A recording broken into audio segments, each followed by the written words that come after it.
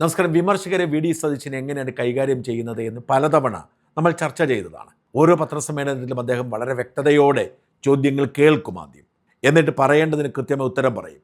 പിന്നെയും പിന്നെയും ചോദിച്ചുകൊണ്ടിരിക്കുന്നവരെ അവഗണിക്കും, അടുത്തയാളോട് പറയാൻ പറയും. ഇതൊക്കെയാണ് വി ഡി സതീശൻ്റെ രീതികൾ. ഇന്നലെ നടത്തിയ പത്രസമ്മേളനത്തിലും ഇത് ആവർത്തിച്ചു. എല്ലാ ചോദ്യങ്ങളും ചോദിക്കാൻ അവസരമുണ്ട്, കൃത്യമായ ഉത്തരമുണ്ട്. പിന്നെയും അതിൽ കിടന്ന് കടിച്ചു തൂങ്ങിയാൽ അവഗണിക്കും. ഈ CPM വേണ്ടി ചോദ്യങ്ങൾ ചോദിക്കുന്ന മാപ്രകൾ ഇന്നലെ തോറ്റു തുന്നം പാടിയ 2 സംഭവങ്ങൾ ആദ്യം സൂചിപ്പിക്കുക, അതിനുശേഷം നമുക്ക് കിറ്റിലേക്ക് പോവാം. ട്രാൻസ്ഫറുമായി ബന്ധപ്പെട്ട ചോദ്യമാണ്. 3 പേരുടെ ജീവൻ പൊലിഞ്ഞിരിക്കുന്നു, എന്തൊരു കഷ്ടമാണ് എന്ന് ചോദിച്ച് വികാരം കൊള്ളുന്നു. ഞാൻ അറിഞ്ഞില്ലല്ലോ, നിങ്ങളുടെ കയ്യിൽ കണക്കുണ്ടോ എന്ന് പറഞ്ഞിട്ട് ആ 3 പേരുടെയും ട്രാൻസ്ഫറുമായി ബന്ധപ്പെട്ട കാര്യം എന്താണെന്നും CPM കാലത്ത് എന്ത് ക്രൂരതയാണ് ഈ ട്രാൻസ്ഫറിൽ ചെയ്തത് എന്നും പറഞ്ഞ് ആ വാദം അങ്ങ് തീർക്കുകയാണ്. ഞാൻ ഇതിൻ്റെ ട്രാൻസ്ഫറിൻ്റെ പേരിൽ 3 പേരുടെ ജീവൻ നഷ്ടപ്പെട്ട കാര്യം ഞാൻ അറിഞ്ഞില്ല. നിങ്ങൾ വാർത്ത കൊടുത്തുകൊണ്ട് ജീവൻ നഷ്ടപ്പെടലാവില്ലല്ലോ. ഒരാൾ ആത്മഹത്യ ചെയ്തു എന്ന് പറയുന്ന വാർത്ത ഞങ്ങൾ 18-ാം തീയതിയാണ് അധികാരത്തിൽ വരുന്നത്. 12-ാം തീയതി നടത്തിയ ട്രാൻസ്ഫറാണ്. 12-ാം തീയതി നടത്തിയ ട്രാൻസ്ഫറാണ് ഒരാൾ ആത്മഹത്യ എന്ന് പറഞ്ഞത് ഞങ്ങൾ. പിന്നെ ഒരാളുടെ ആ കേസ് തന്നെ ഒരു കെട്ടിടത്തിൻ്റെ താഴത്തെ നിലയിൽ നിന്ന് മുകളിലത്തെ നിലയിലേക്കാണ് ട്രാൻസ്ഫർ ആയിട്ടുള്ളത്. എന്നിട്ട് അതിനെക്കുറിച്ച് അന്വേഷിച്ചുകൊണ്ടിരിക്കുകയാണ്. ഒരു അന്വേഷണത്തിൻ്റെ ഘട്ടത്തിൽ ഞാൻ കാര്യങ്ങൾ പറയുന്നത് ശരിയല്ല, മനസ്സിലായില്ലേ? ഈ ട്രാൻസ്ഫർ ഒന്നും കേരളത്തിൽ ആദ്യമായിട്ട് നടക്കുന്നതല്ല. ക്രൂരമായ തരത്തിലുള്ള ട്രാൻസ്ഫറാണ് LDF ഗവൺമെൻറ്റിൻ്റെ കാലത്ത് 10 കൊല്ലക്കാലം നടന്നത്. ഞങ്ങൾ കേസുകൾ കൊണ്ടുവരാം. ഭാര്യയെ കാസർഗോഡേക്കും ഭർത്താവിനെ തിരുവനന്തപുരത്തേക്കും ട്രാൻസ്ഫർ ചെയ്ത് കുടുംബത്തെ തന്നെ തകർക്കാൻ വേണ്ടി നടത്തിയ ശ്രമങ്ങൾ ഉൾപ്പെടെ കേരളത്തിൽ വ്യാപകമായ തരത്തിലെ രാഷ്ട്രീയമായ ഇടപെട്ട് ട്രാൻസ്ഫർ നടത്തിയ കഥയൊക്കെ ഉണ്ട്. ഇവിടെ അങ്ങനെയുള്ള കാര്യങ്ങൾ ചെയ്യുന്നില്ല. പക്ഷേ ഒരു ഗവൺമെൻറ് മാറി അധികാരത്തിൽ വരുമ്പോൾ ആവശ്യമായ ട്രാൻസ്ഫറുകൾ ഉണ്ടാവും, ഉറപ്പായും ഉണ്ടാവും.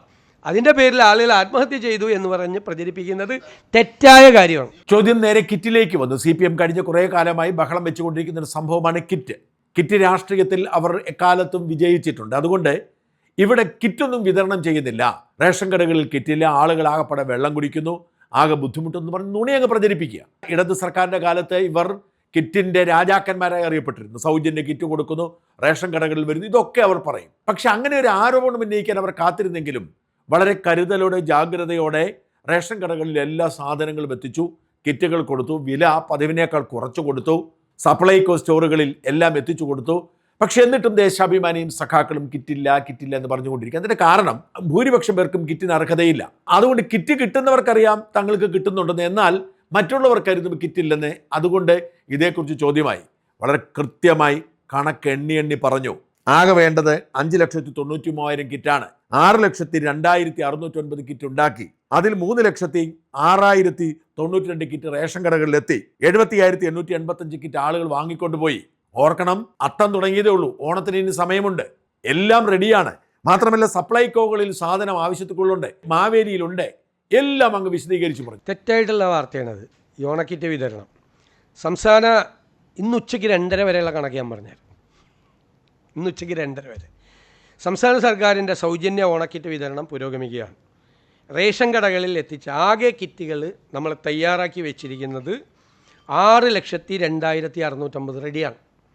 അതിൽ ഡിമാൻഡ് 5,93,000 ഉള്ളൂ. പക്ഷേ നമ്മുടെ 6,02,000 നമുക്ക് റെഡിയാണ്. ഇതുവരെ റേഷൻ കടകളിൽ എത്തിച്ചത് 3,06,092 കിറ്റ്. ഏകദേശം പകുതിയിലധികം കിറ്റുകൾ റേഷൻ കടയിൽ എത്തിച്ചിട്ടുണ്ട്. കാർഡ് ഉടമകൾ കൈപ്പറ്റിയത് അതിൽ 75,885 കാർഡ് ഉടമകൾ കൈപ്പറ്റിയിട്ടുണ്ട്. ഓരോ ജില്ല തിരിച്ചുള്ള ഓരോ കണക്കുകളും പ്രത്യേകമായിട്ട് എൻ്റെ കയ്യിലുണ്ട്. വ്യാപകമായ പ്രചരണം ഓണക്കിറ്റ് കൊടുക്കുന്നില്ല എന്നുള്ള പ്രചരണം നടക്കുകയാണ്. സമയമാണ്, ഇതാണ് സമയം, കൊടുക്കേണ്ട സമയം. കഴിഞ്ഞ ദിവസം അത്തം തുടങ്ങിയല്ലോ, ഓണാഘോഷം തുടങ്ങിയല്ലേ. കറക്റ്റായിട്ട് ഇത് നമ്മൾ കൃത്യമായിട്ട് ഈ സമയത്തിൽ എത്തിക്കും. കൃത്യസമയത്ത് ഈ മാവേലി സ്റ്റോറുകളിൽ 13 എസെൻഷ്യൽ കമ്മോഡിറ്റീസ്, നിത്യോപയോഗ സബ്സിഡി കൊടുക്കുന്ന 13 ഐറ്റംസ് ഫുള്ളായിട്ടുണ്ട്. എല്ലാ സാധനങ്ങളും അവിടെ കൃത്യമായിട്ട് ഉണ്ട്. കൃത്യമായിട്ടുള്ള സർക്കാർ ഇടപെടൽ അവിടെ നടത്തുന്നുണ്ട്. ഒരു വിലക്കയറ്റം ഇല്ലാതെ 13, ഒരു സാധനത്തിൻ്റെ വില കൂട്ടിയിട്ടില്ല. 13 സബ്സിഡി സാധനങ്ങളും ഒരു വിലക്കയറ്റം ഇല്ലാതെ കൃത്യമായിട്ട് എല്ലാ ഔട്ട്ലെറ്റിലും, കേരളത്തിലെ മുഴുവൻ ഔട്ട്ലെറ്റിൽ എത്തിച്ചിട്ടുണ്ട്. പണ്ട് പല സ്ഥലത്തും ഒഴിഞ്ഞു കിടന്നിരുന്ന് നിങ്ങൾ തന്നെ ചിത്രമൊക്കെ എടുത്ത് കൊടുത്തിട്ടുണ്ട്. ഒന്നും ഇല്ല എന്ന് പറഞ്ഞ് ഉദ്ഘാടനം നടക്കാതെ പോയിട്ടുണ്ട്. സപ്ലൈകോയുടെ ഓണം ഫെയർ LDF MLA തന്നെ ഒന്നും ഇല്ല എന്ന് പറഞ്ഞിട്ട് ഉദ്ഘാടനം ബഹിഷ്കരിച്ച് പോയ സംഭവങ്ങളൊക്കെ നേരത്തെ ഉണ്ടായിട്ടുണ്ട്. ഇപ്പം അങ്ങനത്തെ ഒരു സംഭവം ഒരു ഔട്ട്ലെറ്റിലും ഇല്ല. CPM കെട്ടിപ്പൊക്കിക്കൊണ്ടുവന്ന ഒരു വലിയ നുണബോംബ് ഞൊടിയിടയിൽ തകർത്ത് തരിപ്പണമാക്കിയായിരുന്നു VD സതീശൻ. ഇതാണ് VD സതീശന്റെ പത്രസമ്മേളനം. കൃത്യമായി കുറിക്കുകൊള്ളുന്ന മറുപടികൾ പറയും.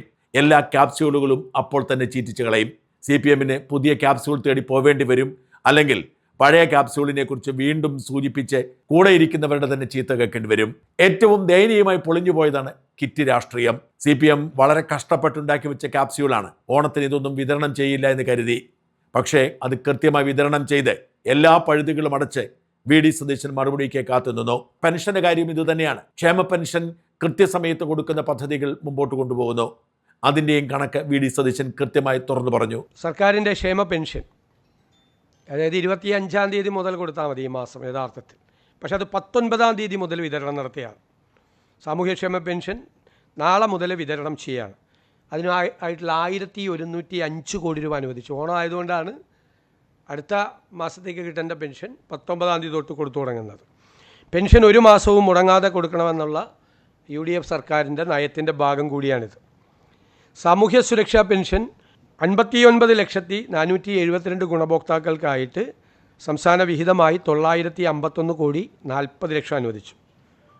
ഗുണഭോക്താക്കൾ 59,472. സ്റ്റേറ്റ് ഷെയറാണ് 951 കോടി 40 ലക്ഷം അനുവദിച്ചത്. ക്ഷേമനിധി ബോർഡുകളുടെ പെൻഷൻ സർക്കാരിൻ്റെ ധനസഹായത്തോടുകൂടി പെൻഷൻ നൽകുന്ന 16 ബോർഡുകളിലെ 6.59 ലക്ഷം ഗുണഭോക്താക്കൾക്കായി 130 കോടി 32 ലക്ഷം അനുവദിച്ചു. ഇനി ദേശീയ സാമൂഹ്യ സഹായ പദ്ധതി വാർദ്ധക്യ, ഭിന്നശേഷി, വിധവ പെൻഷനുകളിലെ 8,46,456 പേർക്കുള്ള വിഹിതം കേന്ദ്ര സംസ്ഥാന വിഹിതമായിട്ടുള്ള 24.76 കോടി രൂപ അനുവദിച്ചു. ഓഗസ്റ്റ് 19 മുതൽ വിതരണം ആരംഭിച്ച് അതിൻ്റെ നടപടിക്രമങ്ങൾ പൂർത്തിയാക്കും. സർക്കാർ ജീവനക്കാരുടെയും പെൻഷൻകാരുടെയും ആനുകൂല്യങ്ങളും ബോണസും പ്രഖ്യാപിച്ചു. 630 കോടി 5 ലക്ഷം രൂപയാണ്. അംഗൻവാടി പെൻഷൻകാരുടെ കുടിശ്ശിക നേരത്തെ ഒരു 10 കോടി രൂപ അനുവദിച്ചിട്ടുണ്ടായിരുന്നു. 24 കോടി രൂപ കൂടി അനുവദിച്ചു. ഈ ജൂലൈ 31 വരെയുള്ള മുഴുവൻ കുടിശ്ശികയും അവരുടെ മുഴുവൻ കുടിശ്ശികയും കൊടുത്തു തീർക്കുകയാണ്. ഇപ്പോൾ ആകെ കൊടുത്തിരിക്കുന്നത് 34 കോടി രൂപയാണ്. അംഗൻവാടി പെൻഷൻകാരുടെ പെൻഷൻ കുടിശ്ശിക ഉണ്ടായിരുന്നത് വലിയ ഡിമാൻഡായിരുന്നു. പൊതുവെ ഇടതുമുന്നണിക്ക് അനുകൂലമായ നിലപാടെടുക്കുന്ന കേരള കൗമുദി ഇന്നൊരു എക്സ്ക്ലൂസീവ് വാർത്ത പ്രസിദ്ധീകരിച്ച് ഇതങ്ങ് സീൽ ചെയ്തിട്ടുണ്ട്. വിലക്കുറവിൽ ഹിറ്റായ സർക്കാർ വിപണി, ആവശ്യത്തിന് അരി, സബ്സിഡി സാധനങ്ങൾ. പൊതുവിപണിയിൽ വിവിധയിനം അരിക്ക് വില കിലോയ്ക്ക് 60 രൂപയിൽ കൂടുതൽ. എന്നാൽ സപ്ലൈകോയിൽ ഓണച്ചന്തകളിൽ 33 രൂപ. റേഷൻ കടകളിൽ അധിക അരിക്ക് 26 രൂപ. പകുതിയോളം വിലക്കുറവ്, ആവശ്യത്തിലധികം ലഭ്യം. ഓണത്തിന് പൊതുവിപണിയിലെ പൊള്ളും വിലയിൽ നിന്ന് ജനത്തിന് ആശ്വാസം. റേഷൻ കടകളിൽ, സപ്ലൈകോ, കൺസ്യൂമർ ഫെഡ് ഔട്ട്ലെറ്റുകളിലും ഓണച്ചന്തകളിലും അരിയടക്കം ന്യായവിലയ്ക്ക് സാധനങ്ങൾ വാങ്ങാൻ തിരക്കോട് തിരക്ക്. ഓണം പ്രമാണിച്ച് സപ്ലൈകോയിലും പൊതുവിതരണ കേന്ദ്രങ്ങളുമായി അധികമായി എത്തിച്ചത് 1,67,932 ടൺ അരി. മറ്റ് സബ്സിഡി സാധനങ്ങളും ആവശ്യത്തിനെത്തിയിട്ടുണ്ട്. പൊതുവിപണി അരി ഉൾപ്പെടെ ആവശ്യ സാധനങ്ങളുടെ വില കുതിച്ചുയരുന്നുവെന്ന് കാട്ടി കേരള കൗമുദി കഴിഞ്ഞ് 13-ന് വാർത്ത പ്രസിദ്ധീകരിച്ചിരുന്നു.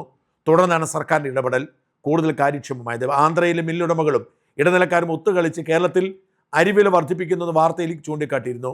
ഇക്കാര്യം ഭക്ഷ്യമന്ത്രി അനൂപ് ജേക്കബ് ഇടപെടലുണ്ടായി. ഇതിനൊപ്പം പ്രത്യേക സ്ക്വാഡുകൾ രൂപീകരിച്ച് കേരളത്തിലെ അരിമില്ലുകളും മൊത്ത വിപണി കേന്ദ്രങ്ങളും പരിശോധനയും തുടങ്ങി. ഇത് പൂഴ്ത്തിവയ്പ്പിനെയും കൃത്രിമ വിലക്കയറ്റത്തെയും തടഞ്ഞു നിർത്തി. കേരളം എന്ന റിപ്പോർട്ടാണ്. കൃത്യമായ ചാർട്ടും കൊടുത്തിട്ടുണ്ട്. വാസ്തവത്തിൽ ഇതാണ് യാഥാർത്ഥ്യം.